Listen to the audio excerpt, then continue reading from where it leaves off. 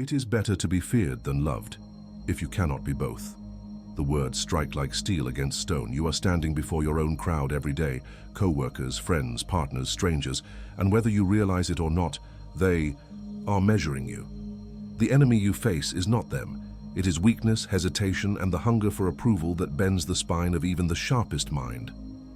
Most people believe power is a coin with only one side. They assume you must choose: be gentle and adored, or be hard and respected. This false choice is the first trap. Those who fall into it drift between extremes, soft one moment, harsh the next, never stable, never commanding. Machiavelli's code reveals the truth. Strength comes from balance, from wielding fear and love like two blades in the same hand. Look at the modern arena. In companies, the bosses who last are not the ones who only chase affection, nor the tyrants who rule by intimidation alone. It is the leader who sets clear boundaries, delivers results, and still knows how to make people feel valued. Online influencers who dominate are not merely liked or controversial. They are both admired and unmovable, carrying an aura that commands respect even from critics. Your task is the same: to sit on your own throne of self-mastery and command, through presence, not pleading. The most dangerous assassin you face is inside. Indecision, the constant weighing of what others will think, cuts deeper than any rival's blade. When you hesitate, when you look for reassurance, you hand away your crown. Picture a meeting where someone disagrees with you. The weak path is defensive over-explaining. The strong path is calm acknowledgement, then a firm restatement of direction. Weak: I think maybe we should try this unless everyone feels differently. Strong: I hear your view, but we'll proceed with this plan. That difference is the throne itself. One voice bends, the other holds. Stop believing you must. Sacrifice authority for affection, or sacrifice affection for authority. That is the illusion of the powerless. Rule yourself first. Control the enemy within. Carry yourself with the weight of a sovereign who cannot be rattled, yet with the grace of one who values loyalty. The throne is yours if you claim it. Balance is power. Your mind is a throne. It is the seat from which every command is issued, every decision enforced, every boundary declared. If you allow confusion, fear, or distraction to sit beside, your rule is already compromised. Machiavelli observed that fortune favors the decisive, not the hesitant. The same principle applies to your inner kingdom. A ruler who cannot master his own counsel will never command an army. A person who cannot govern their own mind will never hold power in the world. The first battlefield of fear and love is within, and the crown rests only on the head of one who maintains clarity. Crown of clarity means you must know what you want and why. A ruler's counsel is made of advisors, each whispering different counsel. Your thoughts are those advisors. Some serve you, others deceive you. When you do not command them, they clash, contradict, and paralyze you. History shows that leaders who allowed endless debate without conclusion lost their kingdoms. In your life, the same happens when you drift between options, start projects without finishing them, or waver in your decisions. Clarity is not found in endless rumination. It is forged in choosing, in cutting through noise with the sword of decision. Command yourself, write your priorities, define your values, and return to them when doubt attempts to sway you. The throne tolerates no fog. Yet clarity alone is not enough. You must exile the traitors from your mental court. Doubts, fears, and imagined failures are not harmless visitors. They are conspirators, waiting for the moment to weaken your reign. Think of how many times fear of judgment stopped you from speaking, or doubt about your worth led you to silence when you should have acted. Each time you gave a seat at your table to an enemy, exile them. Weak: I am not ready yet. Strong: I may not feel ready, but I move forward now. Weak: what if they don't like me? Strong: respect or not, I will stand firm. Train yourself to identify traitor thoughts immediately. When they appear, strike them down with decisive counterstatements. Let no disloyal advisor remain in your presence. Inner sovereignty is the condition that follows. When your throne is secure, no external enemy can overthrow you. Modern life proves this every day. A person grounded in their own authority does not crumble under criticism at work. They do not chase validation in relationships. They listen, they weigh and they respond, but they do not beg or bend. Imagine a disagreement with a colleague. The insecure response is defensive, over apologizing, retreating. The sovereign response is a calm acknowledgement of their view, then a firm return to your position.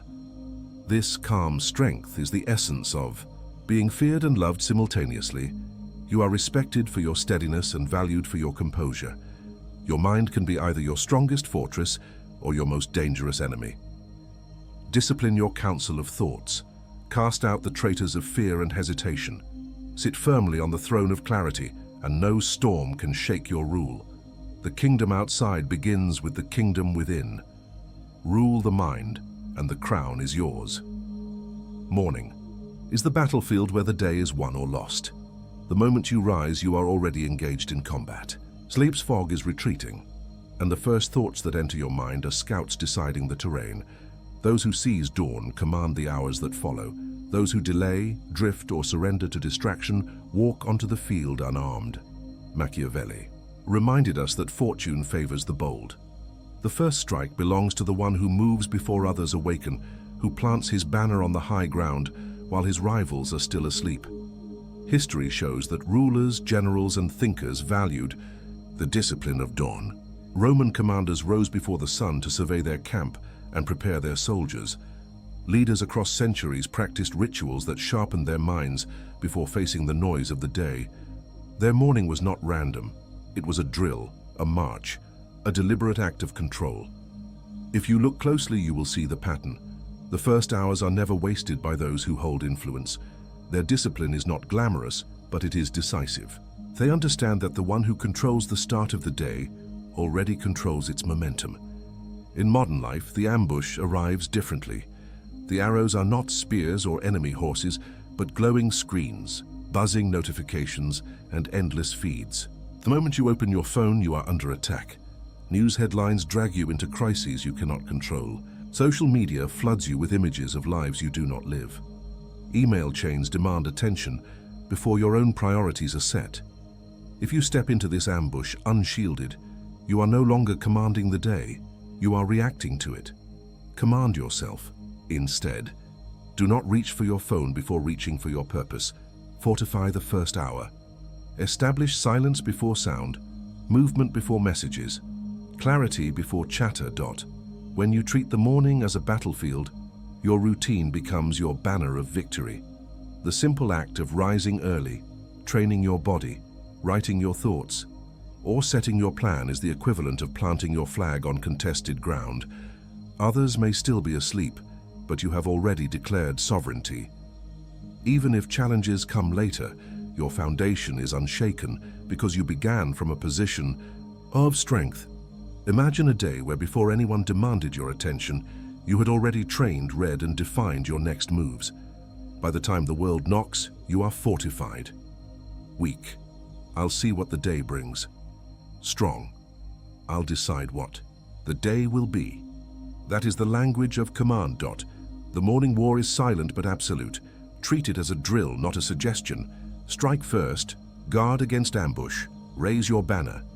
If you win the dawn, you win the day. Seize the morning, seize the throne. Stillness is a weapon. It is not retreat, not passivity, not surrender. It is the blade held steady before the thrust. Predators know this truth instinctively. The lion does not roar while stalking. It moves silently, each step controlled, every muscle restrained until the exact moment of strike. That pause is not hesitation, it is calculation. The same principle applies to your life. When you control your stillness, you hold the battlefield in suspense. Others may rush, panic, and reveal themselves. You remain immovable, forcing the world to orbit around your composure. History repeatedly confirms the strength of silence. Sun Tzu wrote that the supreme art of war is to subdue the enemy without fighting, and silence is one of the subtlest weapons in that art. Napoleon often entered a chamber without a word, yet his presence bent the room. Commanders across centuries have known that silence can be more forceful than 1,000 orders. Stillness radiates authority because it resists the pull of impulse. When others chatter, explain, or justify, the one who remains silent becomes the center. Machiavelli himself warned that appearances often matter more than truth. A ruler who appears calm and unshaken projects strength even when storms rage inside. Modern life offers countless arenas where this power is visible. In meetings, the person who interrupts least but speaks last with clarity holds disproportionate weight. In arguments, the one who resists shouting and instead answers calmly is seen as the adult in the room. Consider a conflict with a colleague who raises their voice and accuses you unfairly. The weak path is to mirror their energy, to defend in a rush of words. The strong path is to pause, meet their eyes, and respond with one deliberate line. I understand your view, and here is the direction we will take. That silence before the statement is as commanding as the words themselves. Weak. I didn't mean it that way, please let me explain. Strong. I hear you, this is how we move forward. The first invites attack, the second closes the matter. To weaponize stillness, you must practice it deliberately. Begin with your breath. Control it under pressure, and you control the pace of interaction. Guard your expressions. Do not let every thought reach your face. Restrain your tongue. The fewer words you waste, the more impact your chosen words carry. Remember that silence is not empty. It is full of tension, of possibility, of gravity. Use it as a shield when provoked, as a sword when delivering your decision, as armor when the crowd demands reaction. Stillness is presence sharpened into dominance. It is the sovereign's calm in the storm, the predator's patience before the leap, the strategist's pause before the decisive move. Silence is command. Power requires elimination. It is not gained only by what you add, but by what you remove. A ruler who clings to everything eventually commands nothing. The discipline of subtraction has always been the mark of those who endure. Machiavelli observed that rulers who fail to act decisively against disloyalty invite collapse. History shows that kings executed traitors not from cruelty but from necessity. To preserve the realm, they cut away the branches that threatened the trunk. Without pruning, the rot spreads. Without decisive action, the throne weakens. In your own life, the traitors are not always people but habits, distractions, and patterns that betray your highest aims. Elimination is not destruction for its own. Sake. It is protection of the crown. Cutting dead branches is the first act of sovereignty. Leaders throughout history knew that mercy shown to open betrayal often turned into a slow death for the realm. The lesson is not to seek punishment for minor flaws, but to refuse tolerance for clear disloyalty. Apply this same standard inward. The time you waste on empty obligations, the energy you spend on relationships that erode your confidence, the repeated habits that drain your strength, all of these are dead branches. They must be cut before they choke your growth. Weak. Maybe it will get better if I keep waiting. Strong. This is costing me strength and it ends now. The sword of elimination is heavy, but it is the weight of authority. Modern life makes pruning even more critical. Every message, every invitation, every demand competes for your time. Without the discipline of subtraction, your day becomes a battlefield with no commander. The ability to say no with finality is the shield that guards your focus. It is not enough to set goals. You must defend them. A calendar filled with obligations that mean nothing is a kingdom surrendered to invaders. True strength is found in refusal. When you decline what dilutes you, you reclaim energy for what builds you. A sovereign does not explain endlessly. A sovereign decides. Command yourself to eliminate what drains you, and the throne grows stronger. With every cut. Yet elimination must not be confused with cruelty. Mercy has its place, but mercy without judgment becomes indulgence. Allowing destructive influences to remain under the banner of kindness is not compassion. It is weakness disguised as virtue.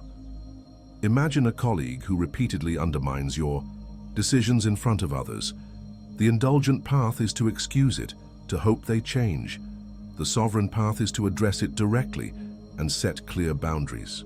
Not every offense requires exile, but every pattern of disloyalty requires resolution.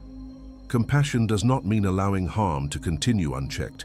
It means protecting the whole, by enforcing standards. Ruthless elimination is not about violence or malice. It is about clarity. Cut away betrayal as kings cut traitors. Subtract distractions with the discipline of command. Distinguish true mercy from indulgence that corrodes. Hold the throne by pruning without hesitation. What you refuse defines your reign. Machiavelli wrote that it matters less what you are and more what you appear to be. Perception is the true stage of power. The mask of command is not decoration, it is armor. When you step into any arena, boardroom, negotiation, or confrontation, you are already being judged. Others cannot see your full truth. They see your stance, your tone, your expression, your consistency. These signals form the image that determines whether you are respected, dismissed, feared, or admired. The sovereign understands that the mask is not falsehood, but a disciplined projection of authority. Without it, even genuine strength is overlooked. With it, strength is magnified. The stage of power has always belonged to appearances. History is filled with rulers who knew how to present themselves with majesty, even when resources were thin. Crowns, thrones, and ceremonies were not indulgences, they were weapons of perception. Machiavelli observed that rulers must cultivate appearances because the crowd sees more than it understands. In practice, this means that weakness displayed openly becomes contagious, while composure displayed consistently becomes revered. The battlefield of image decides allegiance long before truth is revealed. Your responsibility is to craft how you are seen, because appearances will be judged regardless of your intent. In modern life, social theater is everywhere. Clothes, voice, posture, and pace of speech are constant signals of sovereignty. Walkie. Into a room slouched, speaking too quickly, apologizing unnecessarily, and the crown slips before you begin. Walk in upright with measured tone and deliberate presence, and the room adjusts around you. Weak. Sorry, can I add something? Strong. Here's the point that matters. The first surrenders power, the second takes it without force. Even online, the same rules apply. The way you write, the clarity of your message, the consistency of your behavior, all form the mask that others respond to. Every interaction is theater, and the mask is the costume of authority. The dual mask is not deceit, but strategy. You may feel uncertainty, yet you project calm. You may wrestle with doubt, yet you hold your voice steady. This does not mean lying. It means refusing to hand your inner turmoil to the crowd. A commander who panics in front of his soldiers spreads defeat before the battle begins. A leader who appears steady under pressure inspires loyalty, even while carrying private fears. The mask does not erase your humanity. It shields it, allowing you to lead with clarity while handling your struggles in private. Protect your image, and you protect your authority. The mask of command is not optional. It is the sovereign's shield, the general's armor, the strategist's signal. Appearances shape allegiance, and allegiance shapes power. Wear the mask deliberately, and it will serve you. Neglect it, and you will be judged by masks you did not choose. Control the image, command the throne. Every throne requires an executioner. Power is not sustained by building alone, but by the ability to cut down what threatens it. History is filled with rulers who kept assassins close, both as literal enforcers and as symbols of decisive strength. Julius Caesar surrounded himself with men who carried out swift orders without hesitation. Alexander the Great eliminated conspirators before they could fracture his empire. These acts were not displays of cruelty, but demonstrations of resolve. A sovereign who cannot act decisively against betrayal invites decay. The lesson is clear. Authority requires the capacity to end weakness instantly, whether outside or within. Your own life demands an inner assassin. This is not a figure in the shadows, but the disciplined force that silences the excuses, the delays, and the indulgences that sabotage your reign. Every time you postpone action, you allow weakness to conspire. The assassin's role is to strike before hesitation takes root. Weak. I'll start tomorrow when I feel ready. Strong. I move now because waiting is defeat. Weak. I'll do it when conditions are better. Strong. Conditions are never perfect. Execution makes them right. You must train yourself to hear the voice of excuse and eliminate it without trial. That is how discipline is protected and momentum preserved. Modern distractions make this role even more critical. In work, in relationships, in personal growth, delay appears more often than outright failure. You will not always be confronted by an obvious enemy, but you will constantly face small invitations to drift. Social media, unnecessary arguments, half-hearted efforts, all are daggers pointed inward. Without the inner assassin, they accumulate until your strength erodes quietly. The assassin is the voice that says no with finality, the command that shuts down weakness before it spreads. Protect your time, guard your focus. Do not negotiate endlessly with habits that already betrayed you. End them. Sometimes the hardest target is yourself. The weaker self must be eliminated for the stronger self to rise. This is not cruelty, it is transformation. A ruler cannot indulge the part of himself that seeks comfort over duty. A sovereign cannot allow indecision to sit in the council chamber. When the weaker self whispers, it is the assassin's blade that silences it. Imagine standing before a task you fear. The weaker voice begs to retreat. The assassin steps forward and cuts that voice down. You then act, not because you feel invincible, but because you refuse to let weakness rule your throne. This act of internal elimination is what allows growth to occur. You cannot build while protecting the very habits that keep you small. The inner assassin is not about malice. It is about discipline, speed, and clarity. Keep it close. Use it without hesitation. Aim it first at excuses, then at distractions, and finally at the weaker self that resists your own command. Without it, your reign collapses from within. With it, you hold the power to execute decisions instantly and preserve your authority. Kill weakness before it kills you. Within you lives a flock and a predator. The sheep is timid, waiting for safety, feeding on hesitation. The wolf is decisive, feeding on action, moving with instinct and authority. Which one you nourish each day determines your reign. Ancient cultures often spoke of this inner struggle in the form of beasts. Philosophers described the conflict between reason and passion, between courage and fear. Warriors framed discipline as taming the animal inside. The parable of two opposing forces, one weak, one strong, has appeared across traditions for a reason. Humanity has always recognized that character is shaped not only by what you build, but also by what you feed. Every choice you make is a meal offered to one of these beasts. When you act, you give meat to the wolf. When you delay, when you fold, when you surrender to fear, you feed the sheep. This battle is constant and ordinary. It is not fought on distant fields, but in your morning decisions, in whether you confront a difficult conversation, in whether you follow through on promises to yourself. Weak, I'll wait until I feel confident. Strong, confidence comes from moving despite fear. Weak, I'll let it slide this time. Strong, if it matters, I will enforce it now. The wolf grows only when you act. If you starve it, the sheep consumes the throne, leaving you hesitant, passive, and powerless. Modern life tempts you to feed the sheep daily.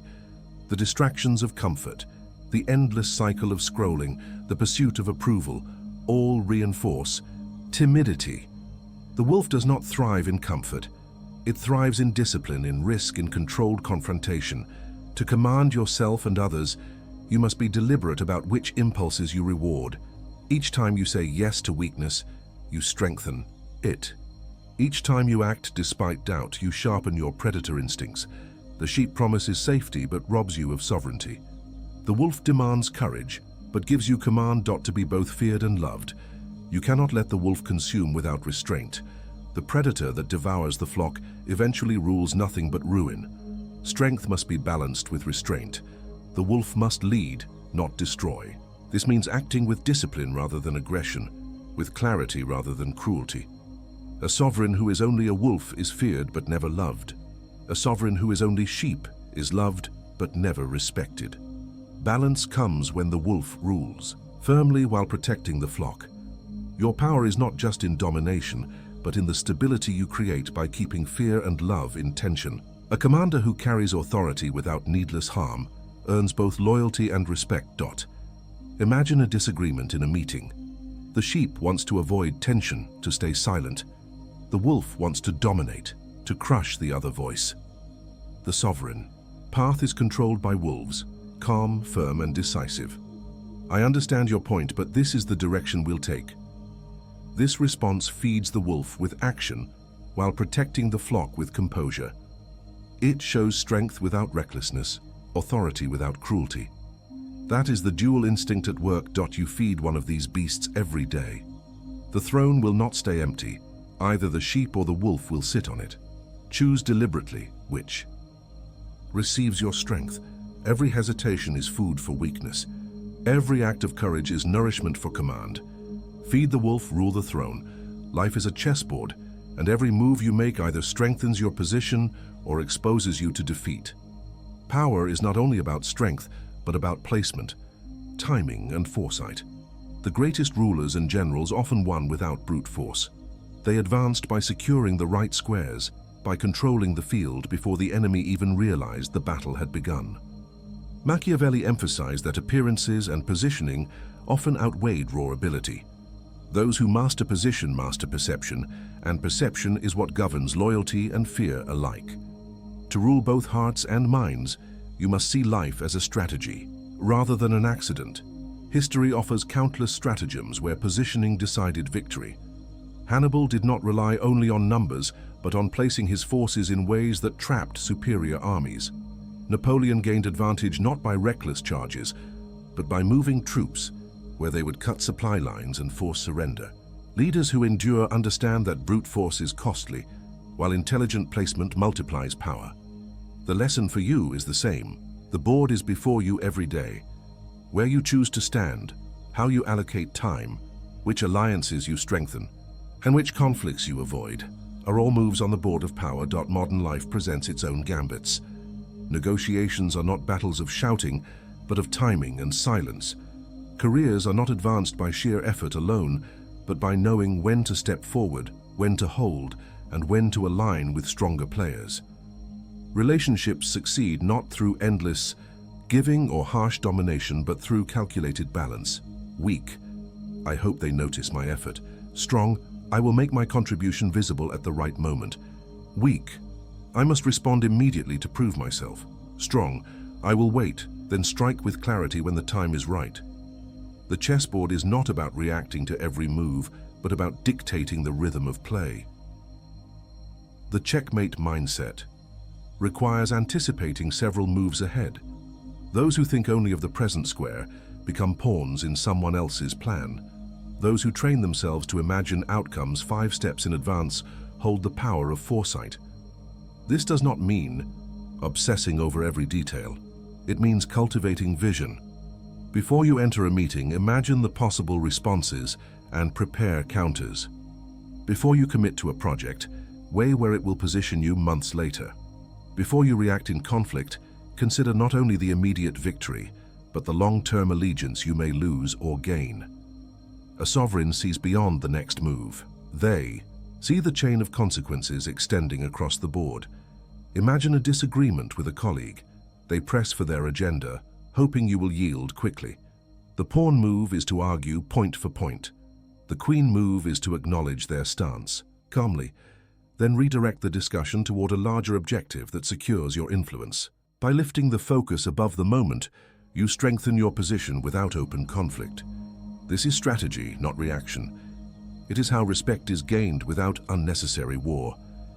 Life will test whether you are merely a piece or the one who directs the board. Command yourself to place each move with intent. Study position more than speed, vision more than impulse. Anticipate, calculate, and execute with precision. Think 5 moves ahead, and the board is yours. Discipline is the forge, where power is shaped. Rituals are the hammer striking the steel of your will until it becomes unbreakable. No throne is secured without them. Leaders throughout history understood that daily practice is what maintains authority when inspiration fades. The Stoics rose early to reflect on mortality and sharpen their judgment. Samurai warriors repeated the same drills endlessly, not because they loved monotony, but because repetition burned skill into instinct. Generals organized their mornings around inspections, reports, and routines that kept armies precise. These acts were not negotiable. They were the iron framework, holding the crown in place. Without ritual, even the strongest will corrodes. With ritual, the will becomes armor. In modern life, rituals carry the same weight. The gym is not just a room of weights, it is the battlefield where you condition discipline. Journaling is not only writing, it is consulting with yourself, reviewing the state of your kingdom and correcting courses before weakness spreads. Cold exposure is not about toughness for its own sake. It is a symbolic act of stepping into discomfort willingly, reminding yourself that you command the body, not the other way around. These habits are not about trends, they are anchors. They prove daily that you can command yourself before commanding others. Weak, I'll work when I feel motivated. Strong, my routine decides, not my mood. Weak, I'll reflect when I have time. Strong, I make time because reflection sharpens my rein. Every ritual is a line in your code written in steel. Your rituals are more than habits, they are sacred oaths. Abandon them, and the throne crumbles. A sovereign who neglects the daily drill slowly loses authority, first over self, then over others. The collapse does not arrive with noise. It arrives quietly when missed days turn into weak weeks, when broken routines become broken resolve. Ritual is your crown. Wear it, and you radiate stability. Remove it, and your command erodes. Imagine facing a difficult negotiation. If your rituals are intact, you carry the composure of one who has already endured a voluntary challenge that morning. If you abandon them, you arrive scattered, reactive, unanchored. Others can sense it. The difference between being respected and dismissed often rests in the unseen foundation of ritual discipline. You must treat ritual as non-negotiable. Build it carefully, guard it fiercely, and execute it daily. Do not wait for ease. Do not allow exceptions. These acts do not only serve your body or mind, they protect your authority. They are the drills of your private army, the ceremonies of your invisible court. When fatigue tempts you, remember that your oath is not to comfort, but to sovereignty. Do not break it. Every repetition of discipline is a hammer strike on the steel of your will. Every day you honor your ritual, the crown grows heavier, stronger, and more secure. Discipline is destiny. Machiavelli wrote that a ruler's reputation is a fortress stronger than stone. Armies can breach walls, but when reputation is fortified, it shields authority long after the battle ends. To become untouchable, you must build yourself into a fortress that commands both loyalty and fear. The untouchable sovereign is not the one who never faces attack, but the one who stands unbroken when arrows fly. When people see you as a fortress, they hesitate to test you and respect the stability you project. Untouchability is the crown's final defense, the ultimate state where presence itself discourages challenge. The first wall of this fortress is reputation. Machiavelli emphasized that rulers rise or fall not only by force, but by how they are perceived. Reputation creates fear in rivals and trust in allies. Leaders throughout history protected it as fiercely as territory. Once ruined, recovery is slow and costly. Protect your name by aligning action with word, by being consistent in both firmness and fairness. Never let short-term comfort damage long-term image. Reputation is not vanity, it is survival. A sovereign with a strong reputation commands loyalty, even when absent, and discourages betrayal even when vulnerable. Guard it like a fortress wall, because once breached, enemies will flood in. In modern life, the fortress is built with different stones. Financial independence is a wall against manipulation. Health is a wall against fatigue and fragility. A strong network of allies forms a wall of collective strength. Without these defenses, even the sharpest mind can be toppled by stress or dependence. You cannot project power if you are financially desperate, physically broken, or socially isolated. Each investment in independence, resilience, and alliances is another stone laid in the fortress. Weak, I'll deal with it when a crisis comes.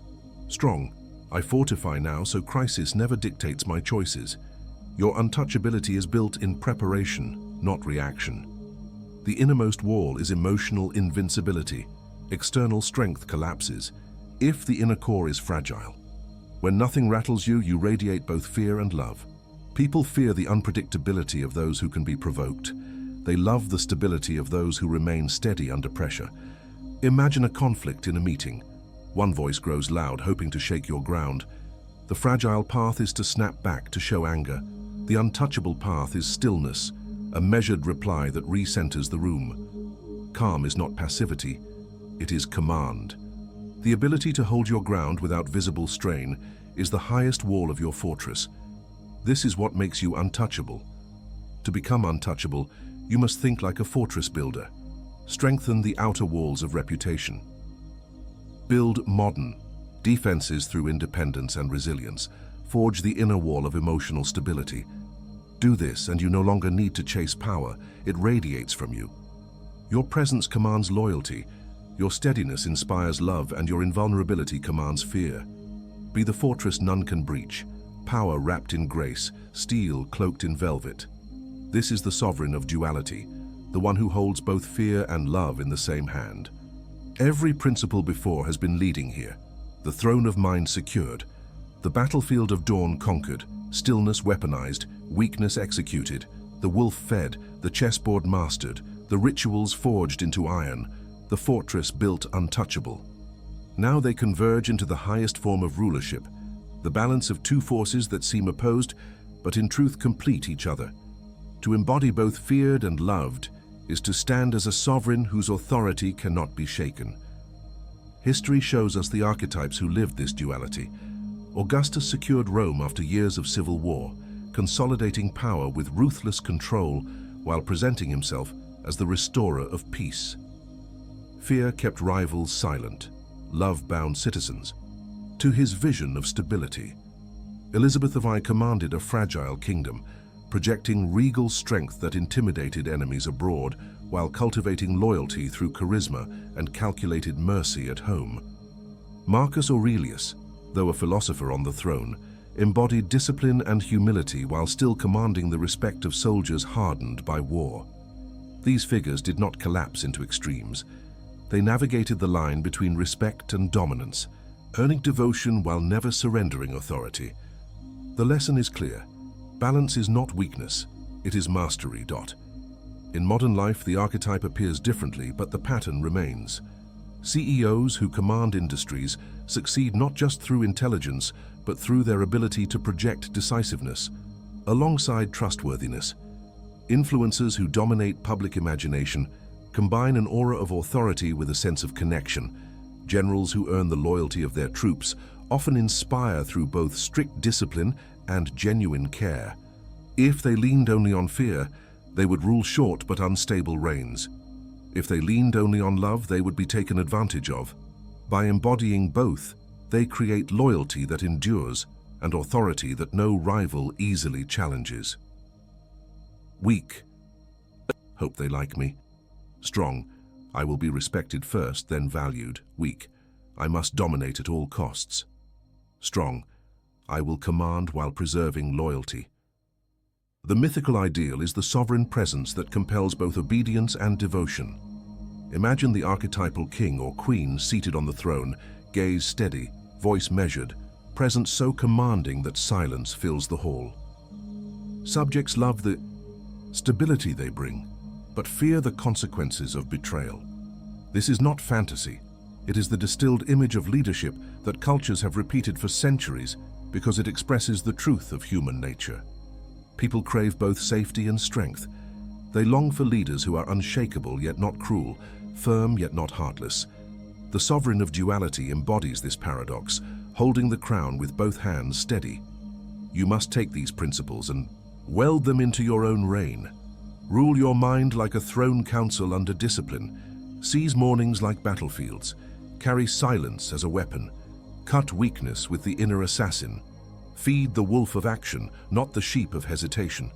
Play, life is chess, positioning before striking. Forge will through ritual until it becomes iron. Build your fortress untouchable in reputation, independence, and composure. Then combine them into one sovereign self who commands respect through fear and earns loyalty through love. The sovereign of duality is not a dream. It is a standard. It is what you must become if you want to stand unbroken in a world that tests you daily. Fear without love breeds rebellion. Love without fear breeds exploitation. But fear with love, balanced, deliberate, mastered, creates authority that lasts. Command yourself to embody both, and you will not need to chase power. It will emanate from you like heat from fire. Be both feared and loved, and the crown will never fall. Without mastery, you are prey. In the modern world, the predators are not lions in the field, but deadlines, distractions, demands, and stronger personalities that consume your focus and direction. If you cannot rule yourself, you will be ruled by circumstance. The worker who cannot discipline their time becomes the servant of other people's agendas. The leader who cannot command their emotions becomes a puppet of whoever provokes them. The individual without mastery is swallowed whole by forces they could have resisted. Do not underestimate this danger. It is the fate of many who confuse comfort with safety and indecision with patience. With mastery, the opposite occurs. History shows that rulers who controlled themselves commanded both loyalty and fear. Machiavelli observed that a leader who projects discipline and stability inspires more devotion than one who simply indulges the crowd. When followers believe you cannot be shaken, they respect you. When rivals see you stand firm under pressure, they hesitate to move against you. Love without fear is fragile. Fear without love is volatile. But combined through inner mastery, they create durability. Your power comes not from forcing others into submission, but from holding yourself with such authority that others willingly adjust to your gravity. That is why the sovereign is both feared and loved, because their steadiness cannot be ignored. The throne is waiting. You either sit upon it or are crushed beneath it. This is not a metaphor for fantasy kingdoms, but for your daily life. Every day offers the crown to those who seize it through clarity, discipline, and resilience. Every day punishes those who let the sheep inside rule instead of the wolf. The battlefield is your calendar, your relationships, your responses to conflict. Weak, I'll let things work themselves out. Strong, I'll decide and I'll enforce the decision. Weak, I hope it improves. Strong, I act now to shape the outcome. These are the marching orders of sovereignty. They do not wait for permission. They declare, they move, they hold. Your throne awaits, but no one else will sit on it for you. You must rise, discipline yourself, and rule your realm with balance and precision. Without mastery, you are consumed. With mastery, you inspire loyalty, you command respect, and you radiate a presence both feared and loved. Rule yourself and the world will bow.